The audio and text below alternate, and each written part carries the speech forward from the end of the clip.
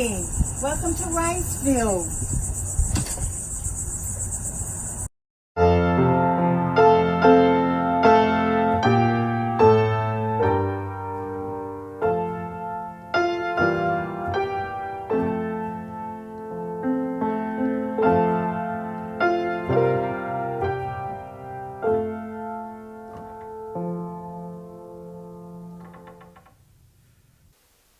Good morning. Grace and peace to you in the name of our Lord and Savior, Jesus Christ. Today I'm coming to you from the chapel beside the sanctuary, and I've got several announcements that I want to share with you before we begin today's worship service. The first is that we are welcoming two new pastors to our staff, the Reverend Julia Crone and the Reverend David Haley. And you'll hear both of them, they're going to play prominent roles in the service today. But you can also have the opportunity to meet them. There are 3 dates where we will have meet and greets around the community and here at the church, and I want to give you those dates so that you can consider a time when you might want to meet with these folks.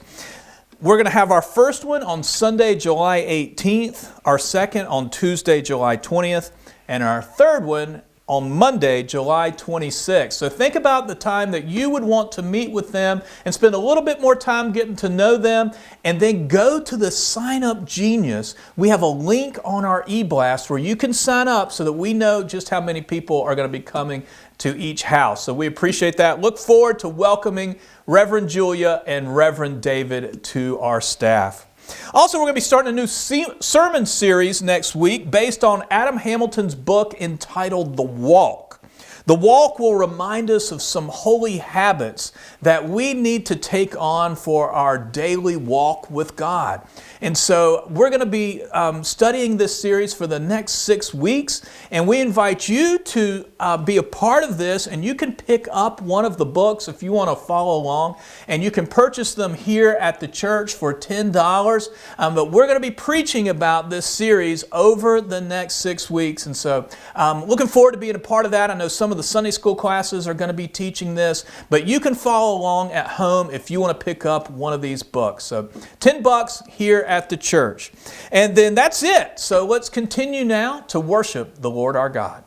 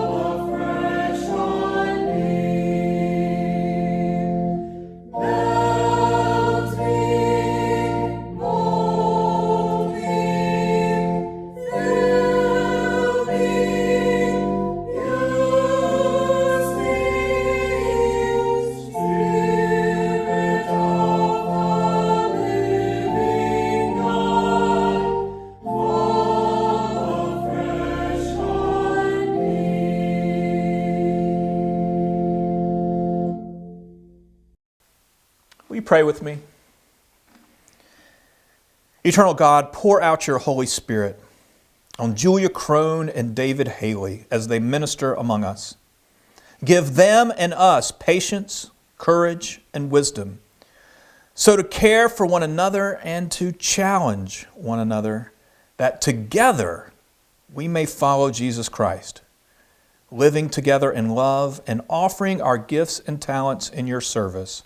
Through Jesus Christ our Lord. Amen.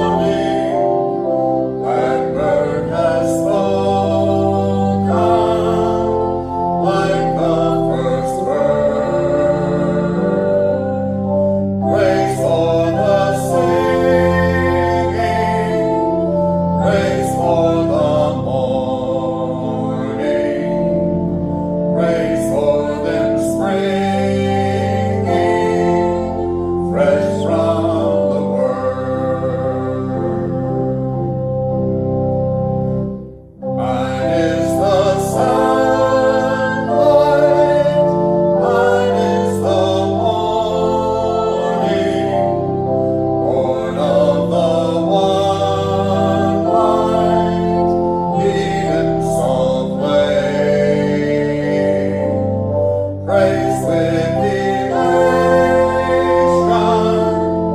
praise every morning, God's recreation of the new day.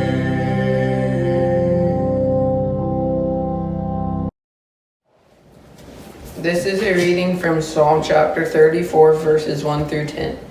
I will bless the Lord at all times. His praise will always be in my mouth. I praise the Lord. Let the suffering listen and rejoice. Magnify the Lord with me. Together let us lift his name up high. I sought the Lord and he answered me. He delivered me from all my fears. Those who look to God will shine. Their faces are never ashamed. The suffering person cried out. The Lord listened and saved him from every trouble. On every side, the Lord's messenger protects those who honor God, and he delivers them.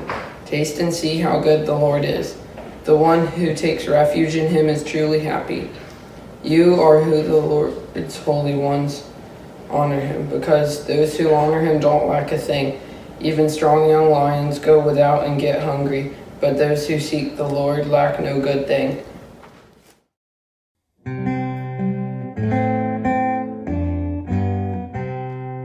Fairest Lord Jesus, ruler of all nature, thou of God and man the Son, thee will I cherish, thee will I honor, thou my soul's glory, joy, and crown.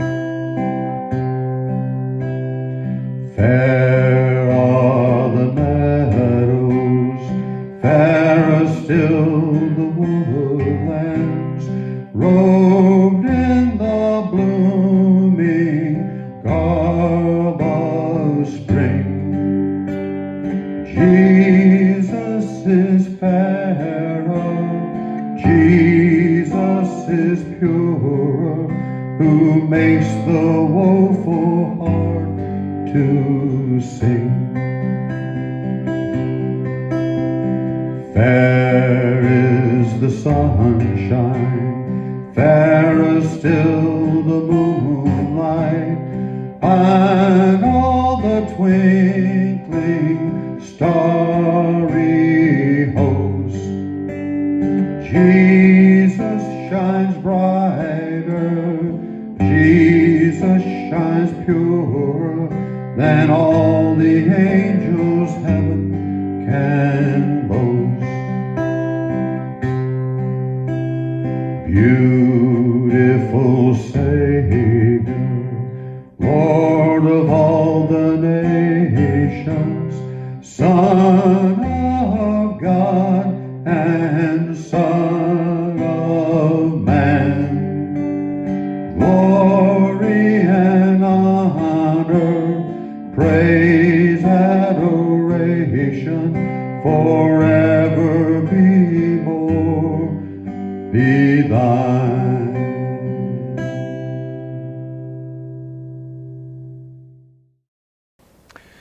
Let's join together now for a time of prayer. And as we go before God in prayer, let us remember those who are grieving, those in need of healing, in body or in mind, and all those who need stronger faith. I'll pause during the prayer for you to be able to name the names of those for whom you are praying today. Let us pray.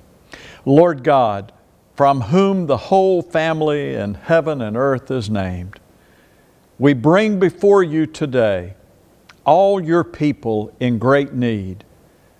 We commend them to your tender care and safekeeping. We especially pray for those whom we now have the opportunity to name.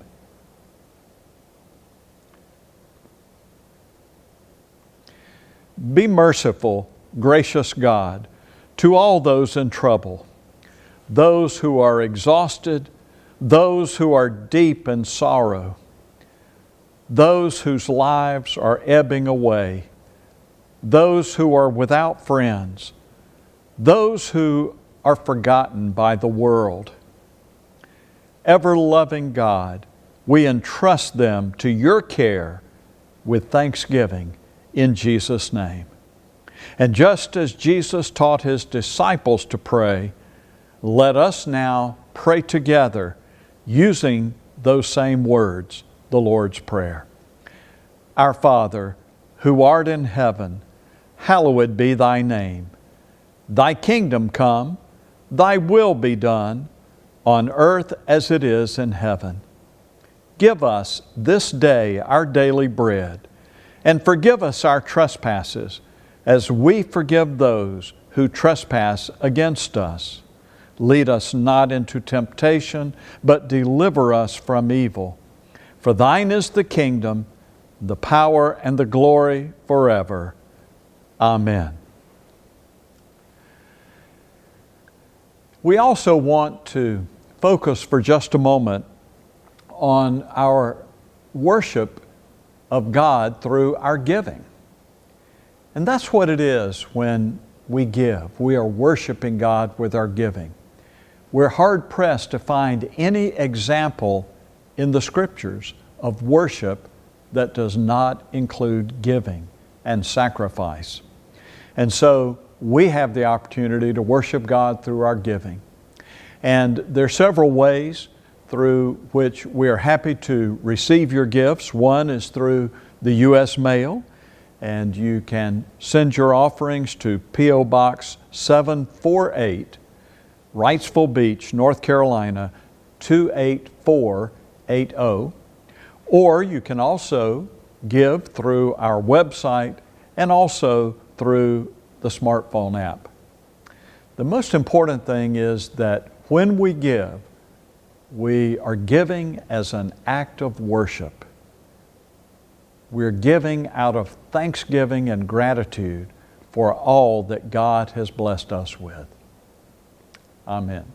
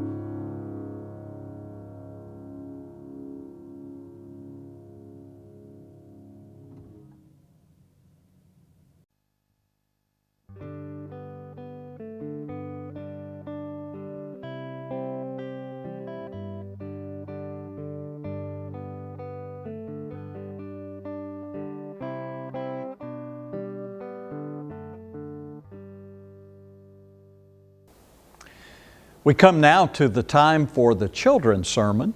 So if you have children nearby who are not already watching the video, now's a great time to call them over because I've got some things to share with them. So, hey guys, I'm Pastor David. I'm one of the brand new associate pastors on staff here at Wrightsville United Methodist Church. And I'm so glad that I get to share with you the children's sermon today. Now, you may notice that I wear glasses. In fact, if you get really close, you can see little lines across there. I have pretty powerful glasses, and they help me to see. Now, there are different kinds of glasses. And of course, there are regular glasses like these, and then there's such a thing as safety glasses. I can actually wear them, not very well, but I can wear them over my regular glasses, and they would help to protect my eyes if I was in a factory or some kind of setting like that. And then, of course, I have my regular sunglasses, and they help protect my eyes from the sun if I'm going out on a sunny day. Now, suppose I want to look really, really cool. Well, in that case, I have another special pair of glasses. I have my really cool sunglasses, so if you ever see me out on the beach, or I'm just kidding. You know, my wife and children, they don't let me go out in public wearing these. But anyway, they're my really cool sunglasses. And then I even have special glasses for an occasion like we had this week. We had a tropical storm. Maybe sometime we'll have a hurricane. So I have these glasses that I can wear for a hurricane. And I can go out in the rain and I can see, where I'm going. Well, at least pretty well. So now, one other pair of special glasses. How about these? These are God glasses. Yeah, that's right. These are God glasses. When I put these glasses on and then I look at people and things, I see them the same way that God sees them.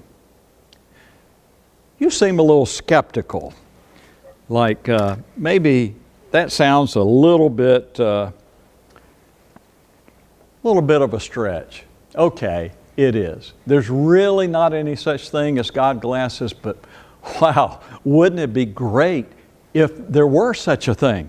Because then we could put them on and they would help us to see other people especially and see the world the way God looks at it. Now, let's say that there's a new kid in school, and this new kid they're sitting by themselves and looking a little different. But then you put on your God glasses, and when you look at that kid, you see someone who's lonely and someone who needs a friend, and maybe you could be that friend. Or maybe you're driving through town, you see someone who looks like they're living on the streets. Maybe they need a shower, their clothes haven't been washed, but then you put on your God glasses and you see someone who's having a hard time. They're not doing very well in life. Maybe they made some bad decisions, maybe they had some bad luck, but they need God's love in their lives. Now, even though we don't really have God glasses available, when you really have the love of Jesus in your heart and in your life, it helps you to look at people the way that God looks at them. And so I encourage you to be aware of that. Be thinking about that. When you look at someone, before you jump to a conclusion or rush to judgment, think, how would God look at that person? And then you do the same. Let's pray together. Lord God, we thank you that you give us the means to look at people the way you see them, to look at others the way you have looked at us, with great love for each and every one of us. We give you thanks for the children that are watching this video today and their parents and families. We pray that you will bless them.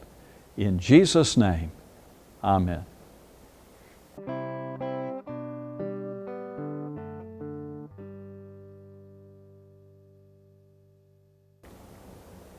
A reading from the book of Jonah, chapter 4, verses 1 through 11.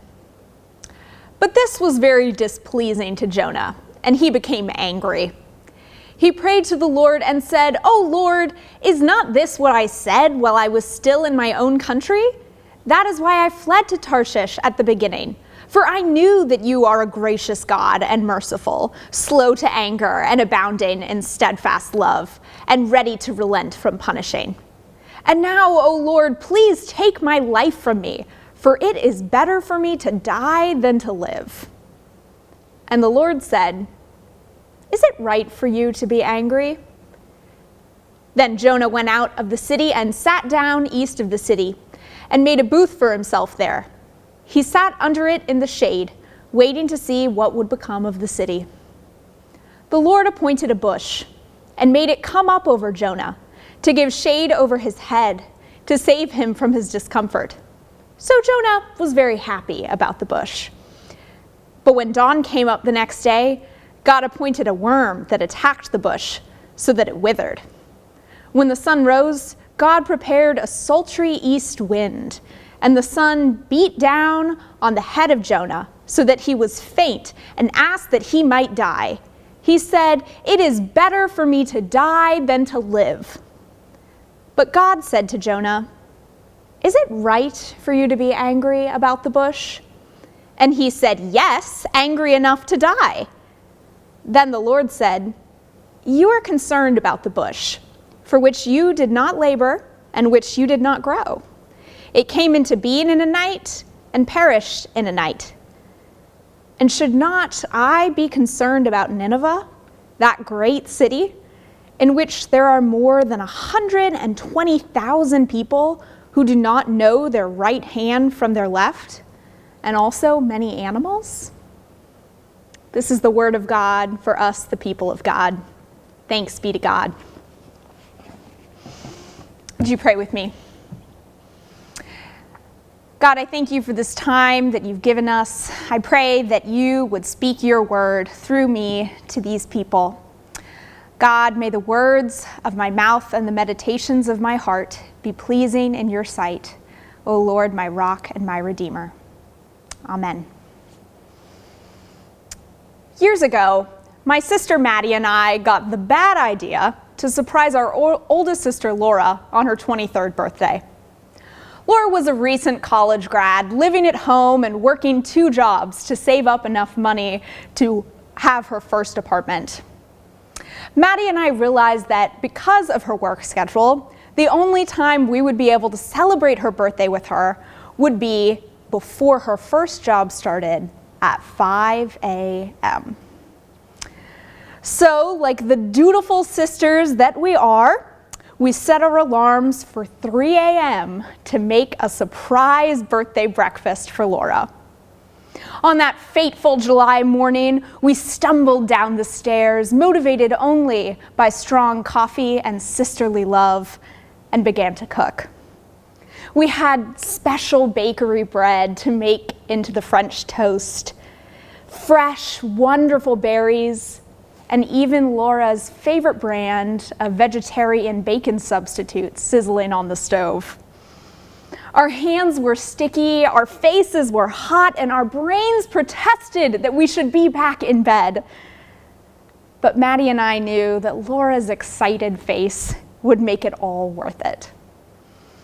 At 4:15, just when we knew that her alarm would be going off, Maddie and I tiptoed into Laura's bedroom and sang a rousing chorus of happy birthday. We then explained that there was a hot birthday breakfast waiting downstairs, and we beamed with pride, anticipating Laura's excited response. And in a groggy voice, she said, "I don't work until 10 this morning."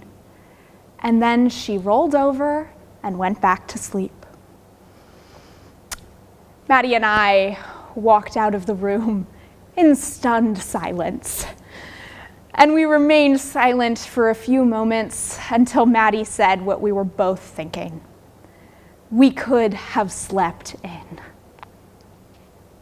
Maddie and I had been inconvenienced and exhausted for something that was suddenly not needed.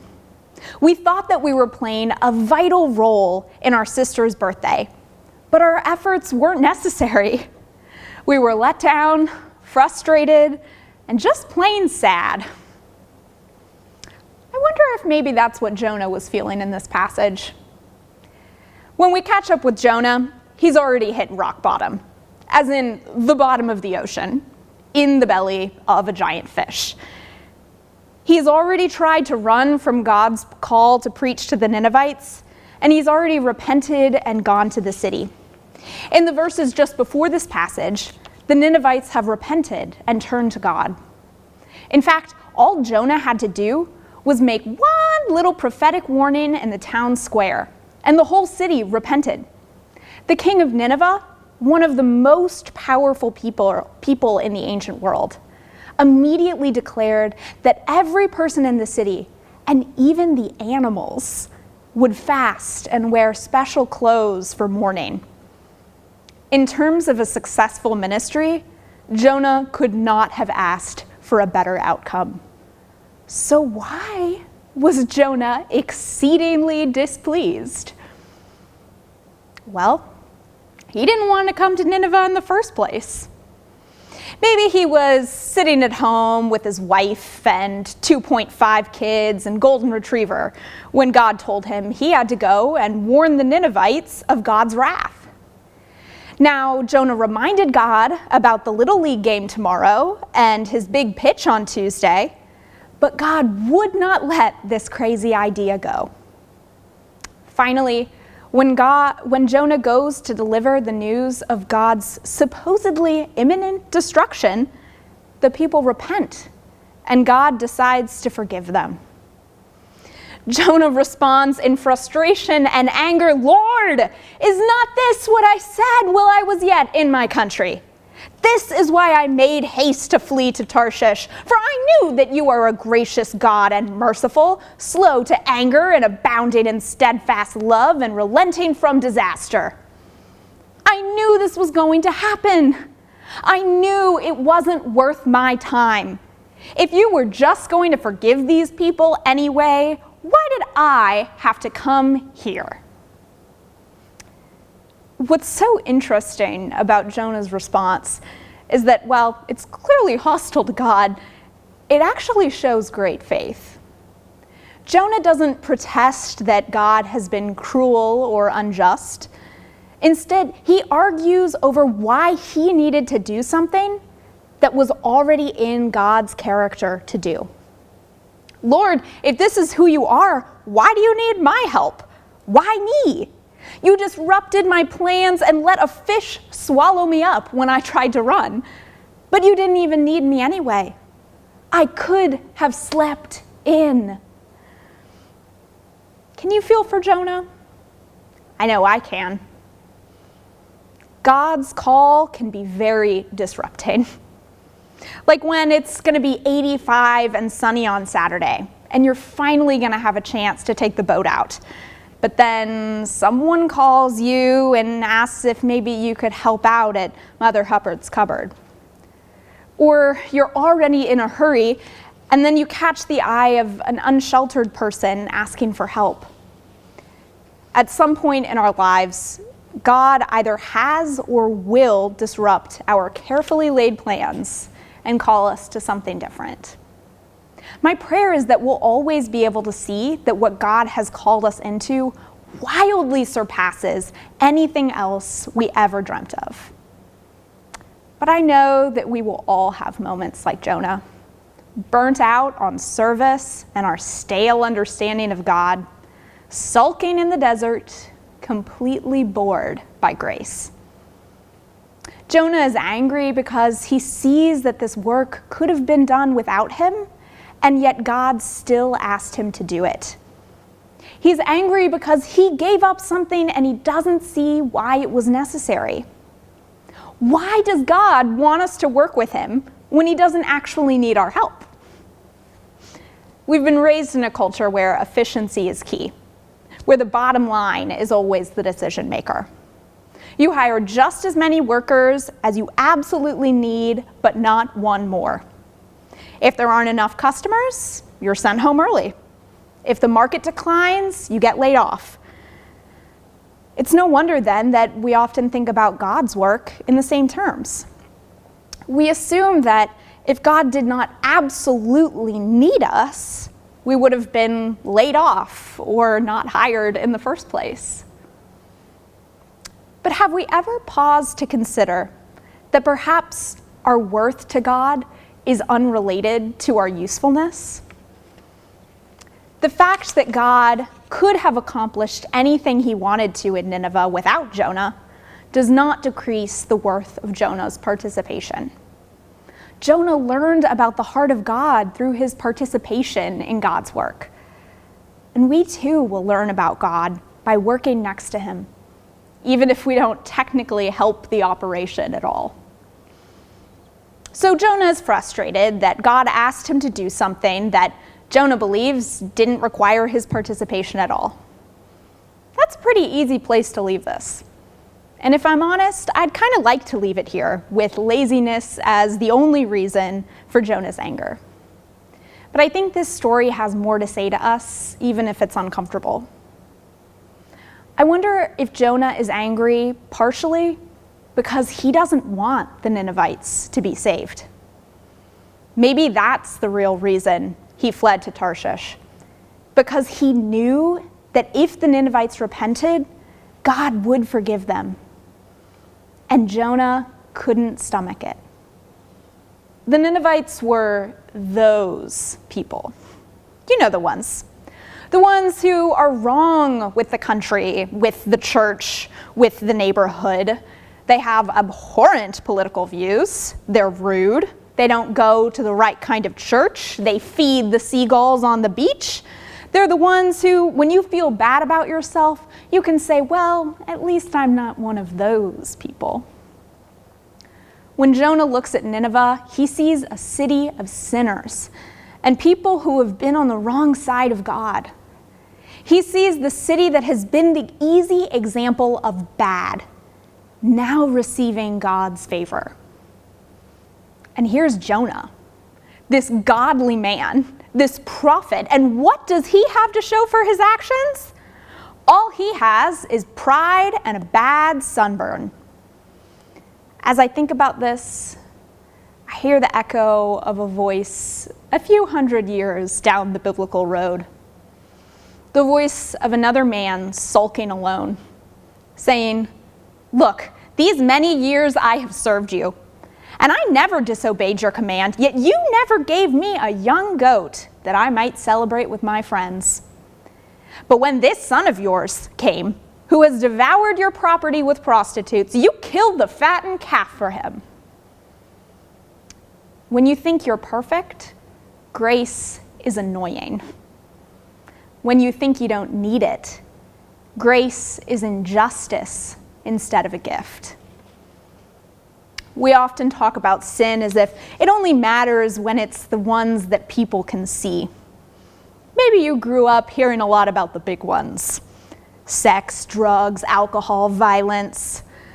Those sins are concrete. They're easy to point out in others and easy to show that you don't have. They're only a problem for those people. But what about the really dangerous ones? The ones that are harder to spot? Pride, resentment, bitterness, hatred. The ones that can burrow so deep into our hearts that we don't even notice them anymore. Sin doesn't begin in the works of our hands, but in the attitudes of our hearts. We are not exempt from sin because we go to church. And Jonah is not exempt from sin because he's a prophet. But because we are not exempt from sin, we are also not exempt from grace. If you don't know that grace is for you, it won't seem like good news at all. And it doesn't seem like good news to Jonah. He's way too mad to have a reasonable conversation, so God gives him an object lesson. God makes a little plant grow up in the desert sand to give Jonah some shade. But when morning comes, God sends a worm to eat the plant and take away that wonderful, wonderful shade. When Jonah complains, God reveals the punchline. You are concerned about the bush, for which you did not labor and for which you did not grow. It came into being in a night and perished in a night. Should not I pity Nineveh, that great city, in which there are more than 120,000 persons who do not know their right hand from their left, and also much cattle?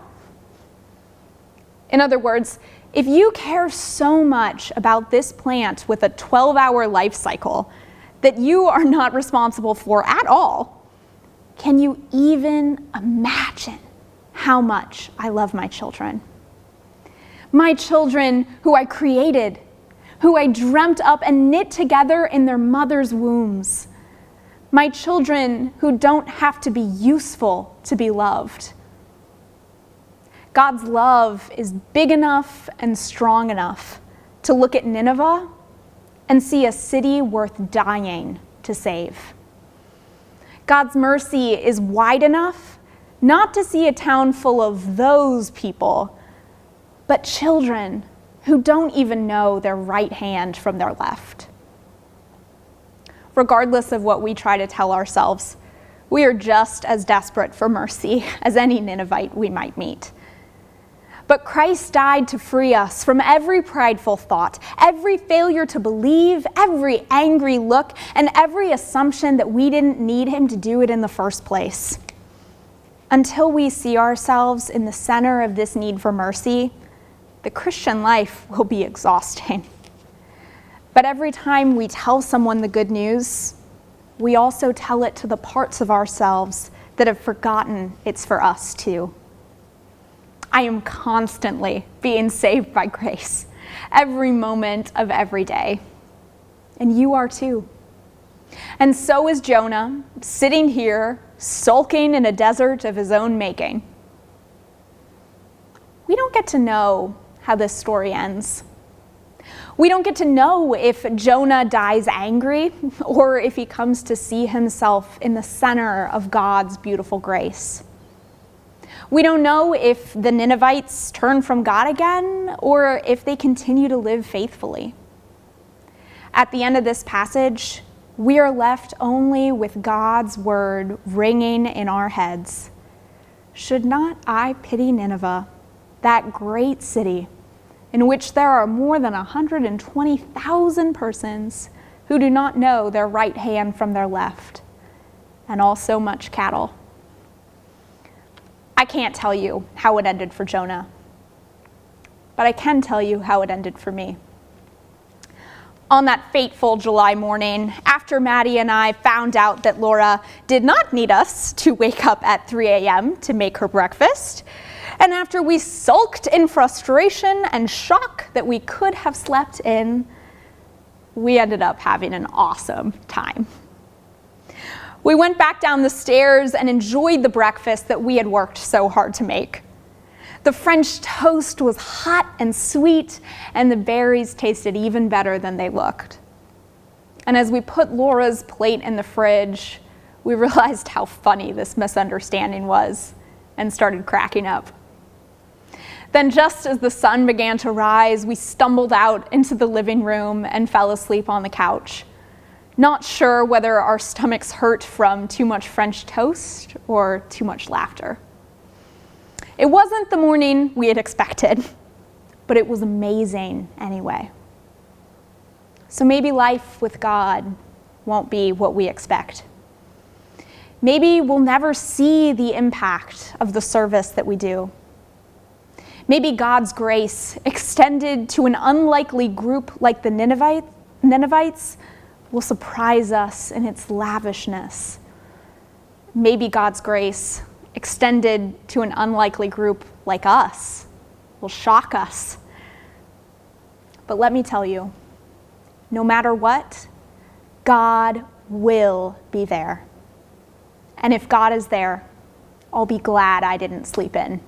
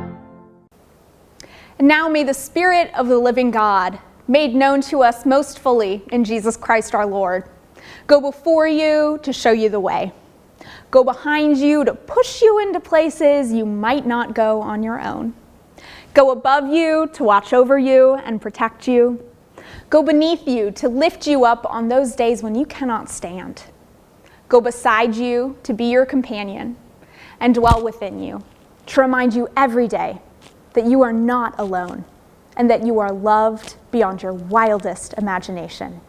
Go in peace.